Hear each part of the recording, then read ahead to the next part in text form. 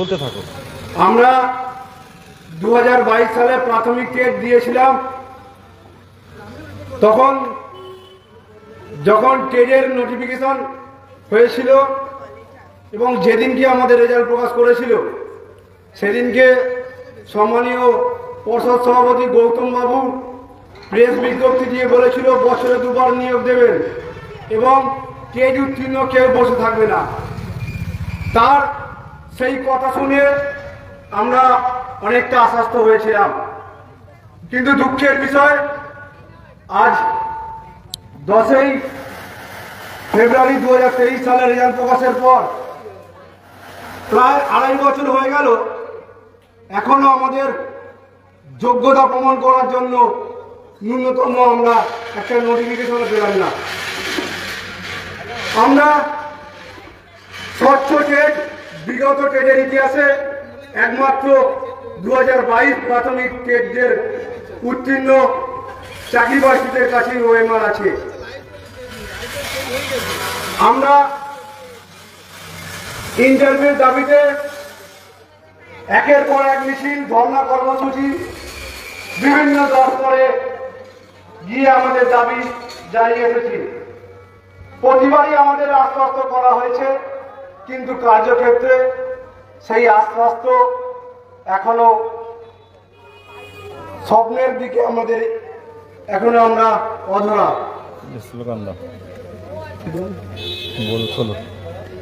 এখন আপনাদের সামনে আমাদের পূর্ব বর্ধমান জেলার অ্যাডমিন ইন্দ্রজিৎকে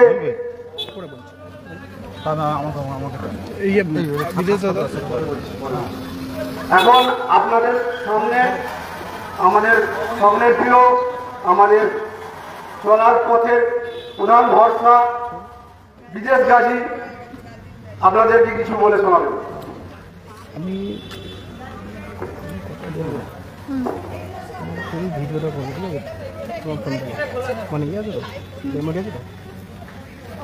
প্রত্যেক 2022 প্রাথমিক টেট উত্তীর্ণদের সংগ্রামী অভিনন্দন। আজকে আমাদের অবস্থানের দিন, মানে শেষ দিন। আজকে 2022 সালে 11 ডিসেম্বর প্রাথমিক টেট হয়েছিল দীর্ঘ 5 বছর পর, মানে 2015 সালে টেট নোটিফিকেশন। তারপরে সেই আবহাওয়াটা এমন ছিল, আমি বলছি, প্রাক্তন শিক্ষামন্ত্রী পার্থ চ্যাটার্জি মহাশয় তখন অ্যারেস্ট হয়েছিল। চারিদিকে দুর্নীতির আবহাওয়া। সেই রকম একটা পরিস্থিতিতে 2022-এ 11 ডিসেম্বর পরীক্ষা হয়। এবং খুব দ্রুত রেজাল্ট পাবলিশ করা হয় 2023-এর 10 ফেব্রুয়ারি। এবং সাংবাদিক বৈঠক করে ঘটা করে একেবারে মাধ্যমিক উচ্চ মাধ্যমিক যেমন ফার্স্ট ডিভিশন, মানে ফার্স্ট এবং ওয়েস্ট বেঙ্গলের সেকেন্ড যারা হয় তাদের যেমন সম্বর্ধনা জানানো হয়, ঠিক তেমন ভাবে কে থেকে ফার্স্ট, সেকেন্ড, থার্ড, কোন জেলায় কত নম্বর কম, মানে ঘটা করে সাংবাদিক বৈঠক করা হয়। করে জানানো হয় এবার থেকে টেট উত্তীর্ণ কেউ বসে থাকবে না, সকলে চাকরি পাবে, বছরে 2বার নিয়োগ হবে। কিন্তু সেখান থেকে 2.5 বছর হতে চললো, 2.5 বছর হতে চললো, এখনো পর্যন্ত আমাদের চাকরি তো দূর, এখনো ইন্টারভিউয়ের সুযোগটুকু আমাদের দেওয়া হয়নি। আমাদের প্রতিশ্রুতি সম্পূর্ণ মিথ্যা প্রতিশ্রুতি দিয়ে দিনের পর দিন রাখা হচ্ছে। আর কতদিন? আজকে বৃষ্টি মাথায় 3 জেলার কেউ কোচবিহার, জলপাইগুড়ি থেকে শুরু করে মুর্শিদাবাদ, মালদা থেকে শুরু করে 2 বর্ধমান থেকে শুরু করে বীরভূম, 2 মেদিনীপুর থেকে শুরু করে ঝাড়গ্রাম, 2 24 পরগনা থেকে শুরু করে অনেক বোনেরা, দিদিরা থেকে শুরু করে অনেক বন্ধুরা এসছে। কেন আসতে হবে রাজপথে বারে বারে? এর লাস্ট 2 দিন তো প্রচুর গরম ছিল। তার মধ্যে আমরা পৌরসভার কাছে, কেএমসির কাছে দলের জন্য আবেদন করেছিলাম, তারা চাকরি প্রার্থীদের কিভাবে তাদের কণ্ঠ রোধ করবে তার জন্য কলকাতা মিউনিসিপ্যালিটি আমাদের জলের ব্যবস্থাটুকু করেনি। আমরা ধিক্কার জানাই, টিএমসিকে ধিক্কার জানাই। এভাবে বঞ্চিতদের কণ্ঠ আটকানো যাবে না। কেন রাজপথে আসতে হবে? এই 2.5 বছর উত্তীর্ণ হওয়ার পরও মুখ্যমন্ত্রী কেন পদক্ষেপ নিলেন না? আজকের চাকরিহারারা বিকাশ ভবনে গেছে। আগামীকাল এই প্রাথমিক উত্তীর্ণরা প্রাথমিক শিক্ষা পর্ষদে ঢুকবে। কি ঢুকবে তো?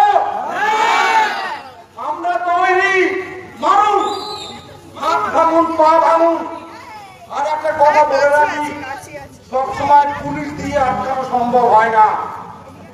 মানুষ যখন গর্জে উঠবে, দিকে দিকে যখন আওয়াজ উঠবে, পুলিশ আটকাতে পারবে না। পুলিশের বন্দুক দেখিয়েও আটকানো সম্ভব হবে না। গণজাগরণ তখন তৈরি হবে। আমরা জানি আন্তর্জাতিক পরিস্থিতি, সুতরাং ছাত্র আন্দোলন, শিক্ষা, এদের পিছনে লাগবেন না। নিয়োগটা ধারাবাহিক দিন। যেখানে একটা শিক্ষক আগামী দিনের ভবিষ্যৎ তৈরি করবে, সেই জায়গায় যদি দুর্নীতি হয়, শিক্ষার ক্ষেত্রে যদি দুর্নীতি হয়, তাহলে তারা আগামী দিনের রাষ্ট্রনায়ক থেকে শুরু করে, বিজ্ঞানী থেকে শুরু করে, যারা বিভিন্ন ক্ষেত্রে যারা দেশ পরিচালনা করবে, তারা কিভাবে তৈরি হবে? সেই শিক্ষার ক্ষেত্রে এই সরকার রন্ধ্রে রন্ধ্রে দুর্নীতি করেছে। আর যার ফলশ্রুতি হিসাবে আইনি জটিলতা এবং নতুন যারা আসছে প্রজন্ম, তারাও নতুন করে পরীক্ষা দিতে পারছে না। এর দায় কে নেবে? একটা প্রজন্ম নষ্ট হচ্ছে। আজকে বক্তব্য দীর্ঘায়িত করবো না। একটা নির্বাচিত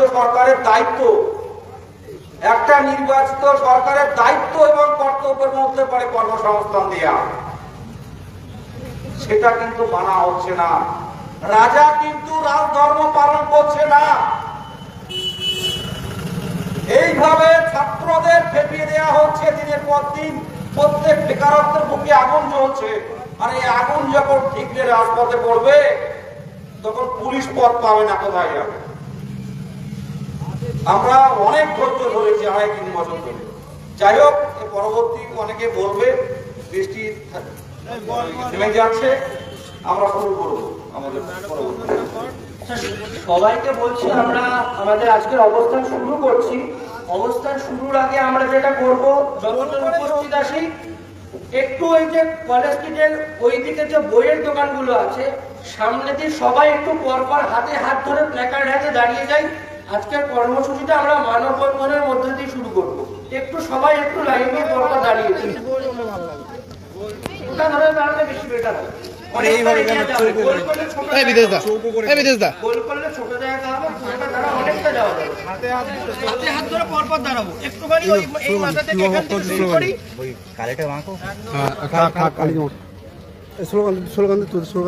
মাইক বাদ দিয়ে লাইভ হবে না, মাইক বাদ দিয়ে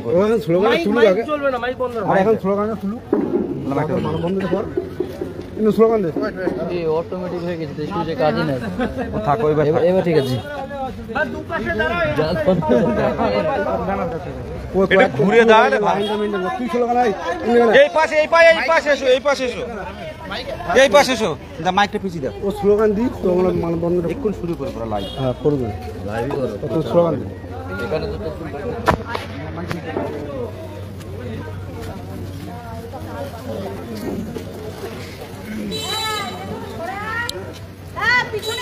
নোটিশ নোটিশ নোটিশ চাই, ইন্টারভিউ নোটিশ চাই, নোটিশ চাই, নোটিশ চাই। মুখ্যমন্ত্রী টাকা দিন, নয় তোমাদের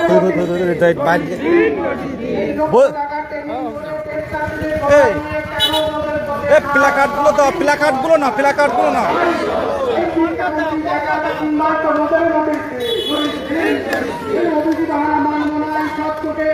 এর না নিলে কাজে লাগবে না। দাদা একটু ওয়েট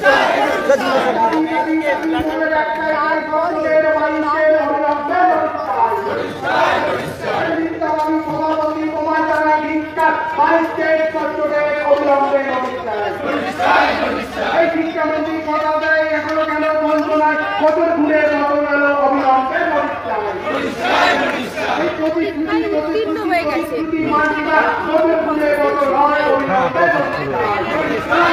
আমাকে বলবেন, আমি ডিটেলস বলে দিচ্ছি।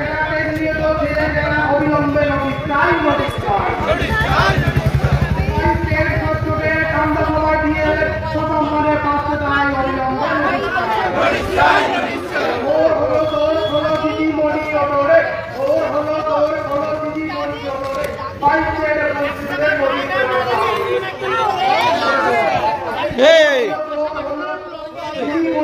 এই পাত্তে পাত্তে এক সাইডে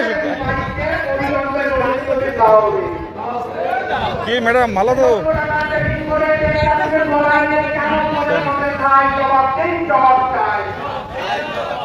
মুখ্যমন্ত্রী টাকা দিন নয় তোমাদের নোটিশ দিন। মুখ্যমন্ত্রী টাকা দিন নয় তোমাদের নোটিশ দিন। এই শিক্ষামন্ত্রী টাকা দিন নয় তোমাদের নোটিশ দিন। এই অতিথি বান্ধবনায় সবচেয়ে বাড়িতে অবিলম্বে নোটিশ চাই। এই বিদ্যাবাদী সভাপতি তোমায় জানাই বিশ্বাস তবে ঘুরে বদল হয়, অবিলম্বে নোটিশ চাই। এই শিক্ষামন্ত্রী মহোদয় বাড়িতে বন্দনায় তবে ঘুরে বদল হয়, অবিলম্বে নোটিশ চাই। প্রতিশ্রুতি মানছি না, তবে ঘুরে বদল হয়, অবিলম্বে নোটিশ চাই। কেটে দিয়ে আবার রিসার্ন করবে। ও পেয়েছো তাহলে, ঠিক আছে। আপনারা প্রত্যেকেই জেলা গ্রুপে আছো তো? জেলা গ্রুপে আছো তাহলে আমাকে মেসেজ করবেন জেলা গ্রুপে। আপনারা প্রত্যেকে লাইনটা মেনটেন করে এক একজন করে দাঁড়ান। আমাদের আজকে মানববন্ধন অনুষ্ঠানের মধ্যে মাধ্যমে আমাদের এই আজকে কর্মসূচি শুরু করা হবে। আপনারা প্রত্যেকে একটু লাইন বাই লাইন দাঁড়ান। প্রত্যেকে একটু লাইন বাই লাইন দাঁড়ান। রাগ পাঠিয়ে দিচ্ছে। ঠিক আছে, ঠিক ঠিক আছে। আরে ভাই এইখানে সোজা করতে হবে। হ্যাঁ ধরছি ধরছি। অনেক লাইন এসছে, তো সোজা করতে হবে। হ্যাঁ ও শূন্য পদ দিচ্ছে না, শিক্ষামন্ত্রীর দেখা নাই, তাই সংগ্রাম চলছে চলবে। বছরে দুবার নিয়োগ নাই, সভাপতির দেখা নাই, তাই সংগ্রাম চলছে চলবে। ডবল ডবল চাকরি কই, প্রতিশ্রুতির পূরণ নাই, তাই সংগ্রাম চলছে চলবে।